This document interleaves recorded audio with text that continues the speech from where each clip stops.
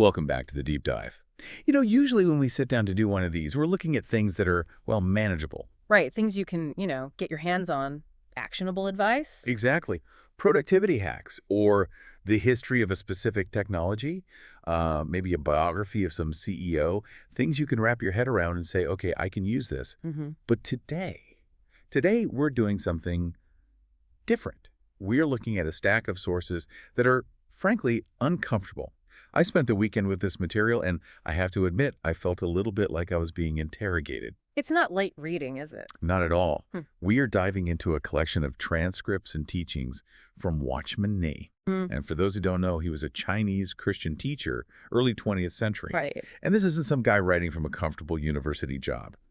He spent the last 20 years of his life in prison for his beliefs. And that context is so, so crucial because when we talk about the things in this outline, surrender, suffering, obedience, it's easy to roll your eyes if it's coming from someone with a perfect life. Oh, for sure. But when a guy writing from a prison cell talks about freedom, you have to lean in and listen.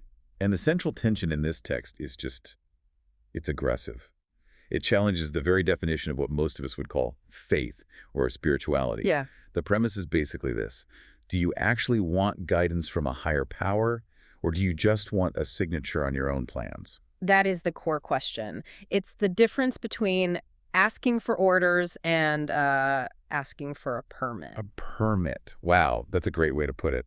Well, it really is. The source argues that a huge percentage of what we call prayer is actually a disguised attempt at control. Right. We draft the contract of our lives, where we want to live, who we want to marry, how much money we want to make, and then we slide it across the table to God and say, sign here, please. And if we don't get the signature, or, if the terms suddenly change, we panic.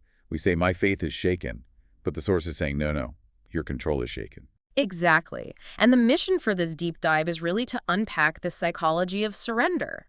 We need to figure out why this source argues that the self, our ego, our will, our personality, has to be, in effect, broken before any real spiritual life can even begin. So let's start there with that control aspect. Yeah. The text has this section on the illusion of religious control. And it uses a metaphor that it hit me right between the eyes. It talks about faith as insurance. The insurance policy, yeah. This is a very modern way to look at religion, but it fits perfectly, doesn't it? It says we tend to treat faith like a premium we pay. We go to church, or we meditate, or we try to be good people. Those are the premiums. Yes, exactly. And in exchange, we expect coverage. We expect protection from tragedy, from bankruptcy, from heartbreak. It's a transaction. I gave you my Sunday morning, so you give me a safe life. Yeah. And it makes sense. I mean, humanly speaking, we crave security. Of course. But Watchman Nee is just incredibly blunt here. He argues that biblical faith isn't a shield against pain. It is a bridge to cross pain. That is a massive distinction. Yeah. One is avoidance, the other is endurance. Right. And if you view faith as insurance, you are looking for what the text calls a comfortable gospel. You want faith as an ornament, something to hang on the wall of your life to make it look nice. Mm-hmm. But the source just drops a hammer here. It says, the cross is not an ornament. It is an instrument of death. Wow. Yeah, I highlighted that 3 times. An instrument of death. It's jarring because today the cross is. It's literally jewelry. We wear it around our necks. We put it on bumper stickers. But in the first century, wearing a cross would be like wearing a miniature electric chair on a chain. It was an execution device. Right. So when the source uses that imagery, it's arguing that the purpose of spiritual discipline isn't to make you a better version of yourself. It's to terminate the old self entirely. But here's where I struggle, and I think a lot of people listening might too. Mm-hmm. Why? I mean, why is this text so obsessed with breaking and death and suffering? It sounds almost masochistic, like pain is the goal. That's a totally valid pushback. But if you read further into the logic, it's not about pain for the sake of pain. It's about dismantling. The source argues that the ego, that part of us that needs to be the main character, that needs to be right, that needs control, is actually a prison. So the breaking isn't a punishment. No, it's a jailbreak. But think about a jailbreak. You can't break out of a prison without destroying the walls. And since we are the walls, well, it hurts. The text mentions that God, or, this refining process, doesn't usually mess with things we don't care about. It goes for what we value most. It's a test of affection. The source asks, do you prefer the gift or the giver? And it uses the story of the rich young ruler to illustrate this perfectly. Okay, so quick recap for anyone rusty on this. Yeah. A wealthy young guy comes to Jesus. He's very pious, wants to follow him, and Jesus says, sell everything you have and give it to the poor. The guy can't do it, and he walks away sad. Right. Now, typically we hear that as a story about greed. We think, oh, money is bad. But the source takes a much more psychological angle. It says it wasn't about the currency, it was about the attachment. The money was his rope. Exactly. Imagine hanging off a cliff holding a rope. That rope represents your security, your bank account, your career, your reputation, whatever. The rich young ruler wanted to follow God, but he wanted to do it while holding on to the rope. He wanted God plus his safety net. And the argument here is that you cannot learn to fly if you are still holding on to the cliff. He preferred the security of his possessions to the insecurity of faith. That word insecurity is interesting. We usually think faith provides security. You're saying it actually requires insecurity. In the short term, yes. It requires the insecurity of not knowing the outcome. I mean, if you have the money in the bank, you don't need to trust God for provision. You have the provision. The trust is redundant. There's another character study in here that I found even more relatable than the rich guy, Peter. Because Peter wasn't attached to money. He was attached to himself. Oh, Peter is the ultimate type A personality. He's confident, he's loud, he's the first to volunteer. He tells Jesus, I will never leave you. I'll go to prison with you. I'll die for you. And we love that energy. In the corporate world, Peter gets a promotion. That's leadership material. Absolutely. But the source argues that in the spiritual realm, that self-reliance is actually dangerous. As long as Peter trusted his own willpower, his own strength, he was useless to the deeper work. Why? Because he was taking the credit for it. It's because he was operating out of his own resources. If Peter stays strong, Peter gets the glory. But also, Peter's strength it's fragile. The moment the pressure got too high, he just crumbled. The text argues that Peter had to fail. He had to deny Jesus. He had to go through that personal bankruptcy. Personal bankruptcy. That is such a heavy phrase for an emotional state. It means reaching the absolute end of your own inventory. You open the cupboard of your will, your discipline, your courage, and it is completely empty. And the text implies that only after that crash, after he wept bitterly, only then was he actually safe for God to use. Because now he wasn't acting. He was channeling. He knew he was weak, and that made him dependent. And dependency, in this context, is power. Okay, so we've established that we try to control things and that we need to be broken of that control. But what does the rebuilding look like? The source lays out a chronology of obedience that frankly sounds terrible to my modern logical brain. It is offensive to the rational mind. The rule is obey first, understand later. See, that just triggers every warning bell I have. God doesn't call us to understand first, but to obey.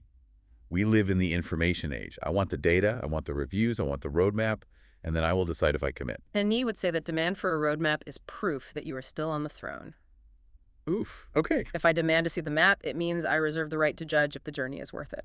I am the judge. God is just the consultant. So true faith is walking without the map. Like Abraham. The text highlights that when Abraham was called, God showed him the exit, leave your country, but he didn't show him the destination. Can you imagine that conversation with your family? Honey, pack the bags. Where are we going? I don't know, but we have to leave. It sounds completely irresponsible. But the source argues that uncertainty is the only environment where trust can actually grow. If you know the outcome, you don't need trust, you just need logic. This leads to the most intense part of the text for me, the Gethsemane standard. This broke down a misconception I didn't even know I had. I tend to think of surrender as this peaceful, Zen-like state. You take a deep breath, you let go, and you feel calm. Right, the namaste version of faith. Just breathe it out. Exactly.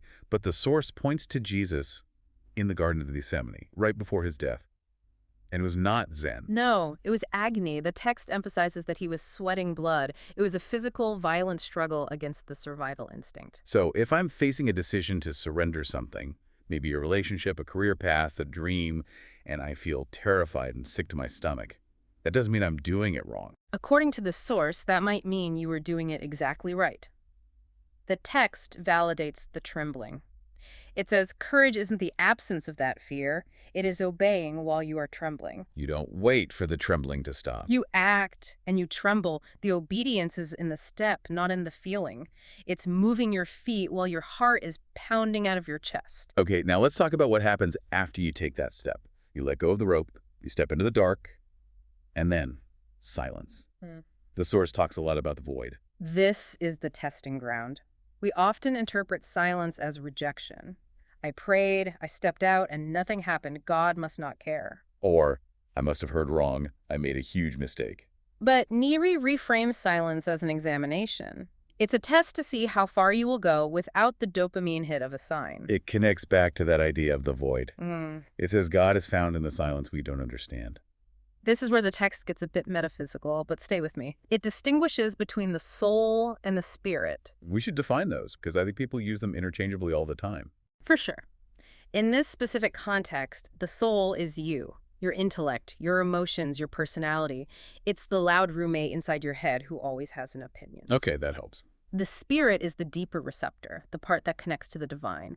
And the source argues that the soul always wants to drive the car. It wants to figure things out, manage feelings, control outcomes. But the spirit can only come forward when the soul sits down and shuts up. And the soul hates shutting up. It hates it. It feels like death. That's why the transition is described as violent. Entering the void means ignoring your intellect's screaming demand for answers and trusting that something is there in the dark. It's that rope metaphor again. You only find out there's a net after you fall. You can't see the net from the ledge. And you have to survive the fall long enough to hit the net. That free fall period. That's the void. And the source claims that God resides in that void, not in the clarity before it. Okay, we have been talking about death, agony, breaking, silence, and voids. I feel like we need to give the listener the other side of the coin here. Why on earth would anyone sign up for this? What is the payoff? That is the pivotal question, right? This is just pain, it's masochism. But the source insists there is a resurrection on the other side. But it's a very specific kind of result. It talks about a peace that doesn't depend on circumstances. That's the key. The insurance faith we talked about earlier wants peace by controlling circumstances. I'll be peaceful when I have the promotion or when the medical test comes back negative. Contingent peace. Right. But the broken faith, the surrendered life, offers peace in the midst of chaos. The text uses the image of roots. Yes. Think about a tree in a hurricane. The leaves are getting thrashed. It looks chaotic. But the tree stands because the roots are deep in the bedrock. The source argues that the breaking process is actually the process of digging through the soft soil, the easy life to anchor into something solid. So stability doesn't come from the weather being calm. It comes from being anchored in something that doesn't move. Exactly. And there's a profound freedom in that. The text describes the surrendered person as being free. Free from what, specifically? Free from the need to maintain appearances. Free from the exhaustion of being the general manager of the universe. That sounds incredible. I Yeah. think we all underestimate how tiring it is to constantly defend our own image. Well, if you have already died, if your ego has already been broken, you have nothing left to protect. You don't have to defend your reputation because you've already given it up. You don't have to worry about losing control because you've admitted you never had it in the first place. You stop living by reaction, constantly scanning for threats, and start living by purpose. It's the shift from, why is this happening to me, to here I am. It's a total paradigm shift. You are no longer the protagonist of the story, which paradoxically takes all the pressure off. It really changes the goal of the spiritual life then. We usually try to use God to support our lives, to prop up our plans. And this text invites us to lose our lives to find God. It's a shift from seeking an explanation for your life to offering a surrender of your life. This has been heavy, but good. I feel like we've really drilled down into the core of why this text has survived for almost a century. It's not about behaving better. It's about a fundamental shift in who is in charge. It challenges our modern idol of autonomy. We prize autonomy above almost everything. This text says autonomy is a trap, and surrender is the only path to real, lasting freedom. So, as we wrap up this deep dive, we want to leave you with a thought from the source material. It's a question that's meant to linger, and it's one that I'm going to be thinking about all week. You might be telling yourself right now that you are waiting for God. You're waiting for a sign, a confirmation, a feeling, maybe a paycheck. But the source asks, is it possible that God is actually waiting for you? Is he waiting for you to let go of that specific thing you are gripping so tightly? Is your hesitation, your waiting for clarity, actually just a desire to keep the throne of your own life? What would happen if you just let go of the rope? Something to chew on. Thank you for joining us on this deep dive into faith, control, and the scary freedom of surrender. It's been a pleasure. We'll catch you on the next one.